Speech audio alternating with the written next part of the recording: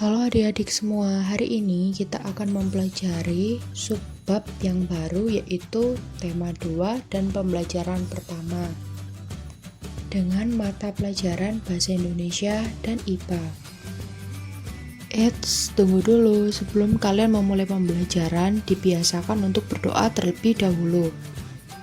Ibu ingin bertanya, apakah masih ingat kamu dengan bagaimana caranya menggali informasi dari teks menggunakan peta pikiran?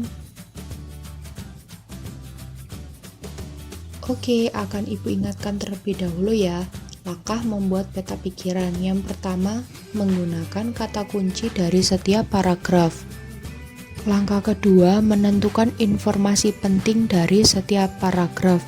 Dan yang terakhir, menghubungkan informasi yang berkaitan dengan garis penghubung. Nah, berikut bacalah teks di bawah ini dengan cermat ya. Nah, sekarang kita akan membahasnya.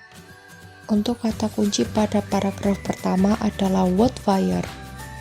Kata kunci pada paragraf kedua adalah lezat. Nah, sekarang kita akan menjabarkan peta pikiran pada teks di samping ini. Informasi penting pada teks di samping adalah memasak dengan teknik wood fire. Wood fire adalah teknik memasak dengan tungku yang besar dan kayu bakar. Untuk kelebihannya, wood fire adalah aroma makanan yang lebih lezat dan kematangan makanan yang pas. Nah, coba perhatikan gambar di atas. Gambar tersebut merupakan gambar Siti dan Ibu yang sedang memasak bersama di dapur. Apakah kalian juga pernah membantu Ibu memasak di dapur? Wah, bagus sekali. Tahukah kamu mengapa api kompor dapat memanaskan isi panci sehingga sayuran yang ada di dalamnya menjadi matang? Nah, berikut penjelasannya. Panas api dari kompor berpindah ke panci.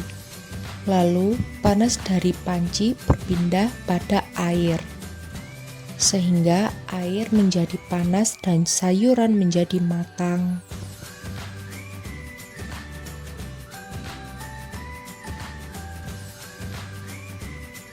Di sini, panas berpindah dari benda yang bersuhu lebih tinggi ke benda yang bersuhu lebih rendah, sehingga kedua benda memiliki suhu yang sama.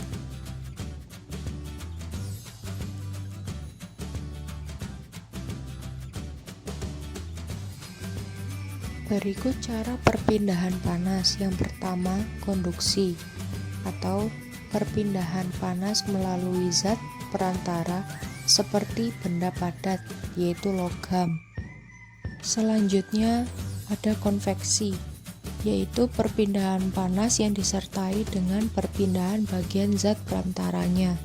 Dan yang terakhir ada radiasi, yaitu perpindahan panas dengan pancaran yang tidak membutuhkan zat perantara.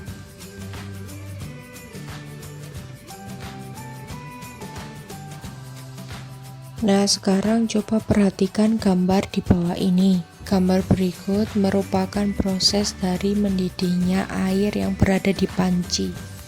Ketika seseorang merebus air di panci, di situ ada 3 proses perpindahan panas yang terjadi sekaligus. Yang pertama ada proses konduksi, yang dimana proses konduksi ini ada di bagian dekat gagang yang dipegang. Jadi proses ini adalah proses perpindahan panas, yaitu dari benda yang bersuhu lebih tinggi atau pancinya ke benda yang suhunya lebih rendah. Partikel-partikel pada benda yang dikenai panas akan bergetar dan bergerak, saling menumpuk dengan partikel di sebelahnya. Proses tersebut akan berlangsung terus-menerus hingga ujung yang lain menjadi panas. Di sini konduksi membutuhkan zat perantara. Jadi ketika kamu memegang gagang panci, awalnya yang tidak panas lama-lama menjadi panas. Itu tandanya proses perpindahan panas konduksi sedang berlangsung. Kemudian proses perpindahan panas yang kedua adalah konveksi. Ketika sedang merebus air, di sini perpindahan panasnya melalui konveksi. Konveksi adalah perpindahan panas disertai dengan perpindahan zat perantaranya. Di sini air yang berada di bagian paling bawah panci akan panas terlebih dahulu dan akan bergerak ke atas. Posisinya nanti akan digantikan oleh air yang di atasnya, yang bersuhu lebih dingin. Air yang lebih dingin nanti akan bergerak ke bawah, sehingga akan tercipta aliran air di dalam panci, hingga suhu panci seluruhnya sama. Kemudian proses perpindahan selanjutnya ketika merebus panci ada radiasi. Radiasi ini adalah perpindahan panas tanpa zat perantara.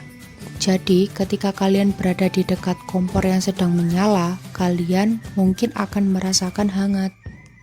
Dan rasa hangat tersebut dapat terasa padahal kalian tidak menyentuh api tersebut. Dan itu yang dinamakan radiasi. Oke, sampai jumpa di video pembelajaran selanjutnya.